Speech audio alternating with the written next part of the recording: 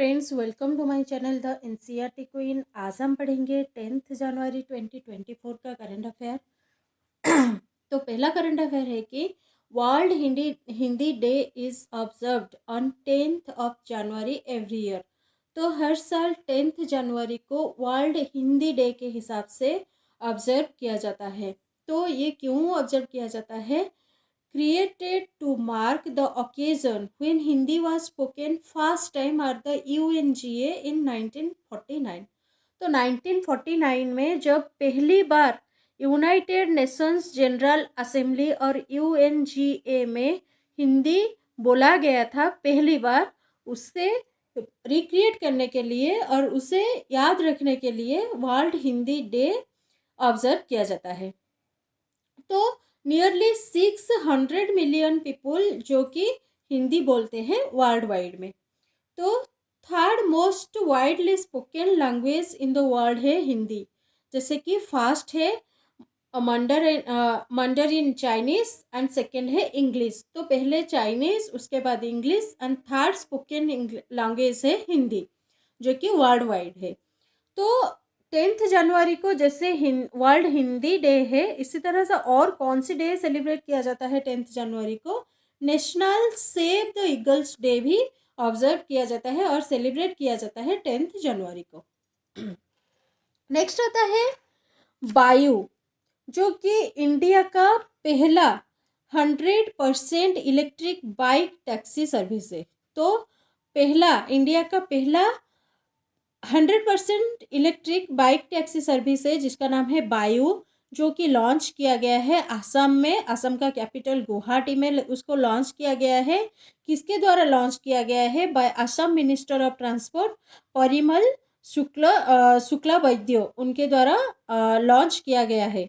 तो ये क्या है? ये एक ऐप बेस्ड सर्विस है जो कि एएसटीसी और असम स्टेट ट्रांसपोर्ट कॉरपोरेशन में लॉन्च किया गया है एंड जिसका एम है कि उस लोकेलिटी में और असम का 5000 पीपल को अपॉर्चुनिटी और जॉब अपॉर्चुनिटी प्रोवाइड करना। नेक्स्ट आता है कि कृषि ओडिशा कॉन्क्लेव 2024 जो कि सेलिब्रेट किया जाएगा 12th ऑफ जनवरी से लेके 14th जनवरी तक, जो कि उड़ीसा में सेलिब्रेट किया जाएगा। तो ये जो कॉन्क्लेव है इसे क्यों ऑब्जर्व किया जाता है और सेलिब्रेट किया जाता है? For the states potential and investment opportunities. तो इन्वेस्टमेंट अपॉर्चुनिटी पाने के लिए in agricultural field, horticulture, food processing, fisheries and animal husbandry sector में कुछ इन्वेस्टमेंट फैसिलिटीज़ पाने के लिए और अपॉर्चुनिटीज़ पाने के लिए एंड ऑल्सो स्टेट का पोटेंशियल चेक करने के लिए ये कृषि ओडिशा 2024 कॉन्क्लेव अरेंज किया गया है, जो कि एक 3 दिन का इवेंट है। 12 से लेके 14th जनवरी तक होगा एंड जिसका थीम रहेगा सेलिब्रेटिंग वोमेन इन एग्रीकल्चर। तो वोमेन के लिए एग्रीकल्चर सेलिब्रेट करवाना इसका थीम रहेगा। तो ये ऑर्गेनाइज कौन किया है? Department of agriculture and farmers empowerment with FICCI। तो FICCI और federation of India chambers of commerce and industry, department of agriculture and farmers empowerment के साथ मिलके ये कृषि ओडिशा 2024 कृषि ओडिशा कॉन्क्लेव 2024 ऑर्गेनाइज करवाया है। नेक्स्ट आता है कि 10th क्लब, जो कि एक online fast home and kitchen product है। मतलब होम एंड किचन प्रोडक्ट का एक ऑनलाइन सर्विस है 10 क्लब, जो कि कविता राव को उसके को फाउंडर के हिसाब से अनबोर्ड करवाए हैं एंड ऑल्सो COO के हिसाब से भी अपॉइंट किए हैं। मतलब चीफ ऑपरेटिंग ऑफिसर के हिसाब से उनको अपॉइंट किए हैं। उनके कौन से डिवीजन में? उनके category of lead category and retail expansion division में।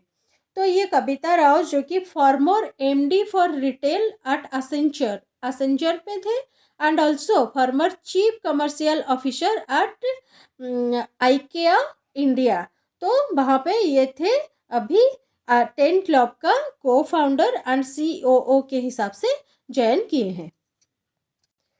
तो नेक्स्ट आता है समीर कुमार सिन्हा, जो कि एक IAS ऑफिसर है। उनको director general with additional secretary of defence ministry के हिसाब से अपॉइंटमेंट किया गया है, जो कि एक 1994 बैच आईएएस ऑफिसर है आसाम मेघालय कैडरे में। नेक्स्ट आता है Mohammad Sami receives Arjuna award from president Droupadi Murmu. तो प्रेसिडेंट द्रौपदी मुर्मू जी से मोहम्मद सामी, जो कि एक इंडियन क्रिकेटर है, उनको अर्जुन अवार्ड मिला है और वो अर्जुन अवार्ड रिसीव किए हैं। तो ये अर्जुन अवार्ड क्या है? इंडिया का सेकेंड हाईएस्ट स्पोर्टिंग ऑनर है अर्जुन अवार्ड। नेक्स्ट आता है कि indigenous assault rifle Ugram developed in record time by ARDE and DAIPL। तो ARDE एंड DAIPL मिलके इंडिजिनस असल्ट राइफल उग्रम, जिसका नाम है, उसको रिकॉर्ड टाइमिंग में उसको डेवलप कर चुके हैं। तो ARDE क्या है? Armament research and development establishment, जो कि पुणे में है, एंड DAIPL, जो कि Dwipa armour India private limited Hyderabad में है। तो ये जो उग्रम, उसे क्यों मैन्युफैक्चर करवाया गया? ये एक डिमांड बेसिस मैन्युफैक्चर हुआ है, जो कि स्मॉल आर्म के डिमांड को बेस करके उसको मैन्युफैक्चर करवाया गया है इस राइफल को, जो कि सिक्योरिटी फोर्सेस के लिए, इंडियन आर्म्ड फोर्स के लिए, पारामिलिटरी फोर्स के लिए एंड ऑल्सो पुलिस फोर्स के लिए ऑन स्पेशल डिमांड बेसिस में उसको मैन्युफैक्चर करवाया गया है। नेक्स्ट आता है कि music maestro Rashid Khan passes away at 55 years after prolonged battle with cancer। तो रशीद खान, जो कि एक म्यूजिशियन है, उनका देहांत हो गया है 55 ईयर्स ऑफ एज में, जो कि कैंसर से वो पीड़ित थे। अभी उनका देहांत हो गया है। नेक्स्ट आता है कि हिंदी पोएट हरि राम द्विवेदी, जिनको कि हरि भैया के नाम से सब पहचानते हैं, उनका देहांत हो गया है 87 ईयर्स ऑफ एज में। तो वो एक हिंदी एंड भोजपुरी पोएट थे, उसके साथ एक लिरिसिस्ट थे एंड लिटरेटियर भी थे। नेक्स्ट आता है Gabriel Atal will be the prime minister of France. तो गैब्रियल अटल फ्रांस का प्राइम मिनिस्टर होंगे एंड जो कि फ्रांस का यंगेस्ट फ्रेंच प्राइम मिनिस्टर बनेंगे। नेक्स्ट आता है शीतल देवी, जो कि इंडियन आर्मलेस आर्चर है, उनको अर्जुन अवार्ड 2023 से ऑनर करवाया गया है फ्रॉम प्रेसिडेंट द्रौपदी मुर्मू।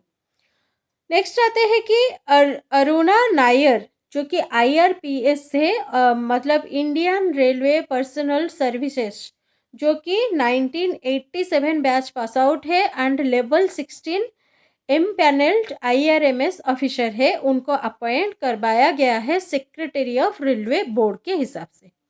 तो फ्रेंड्स, इसी का साथ ये सेशन आज ख़त्म होता है।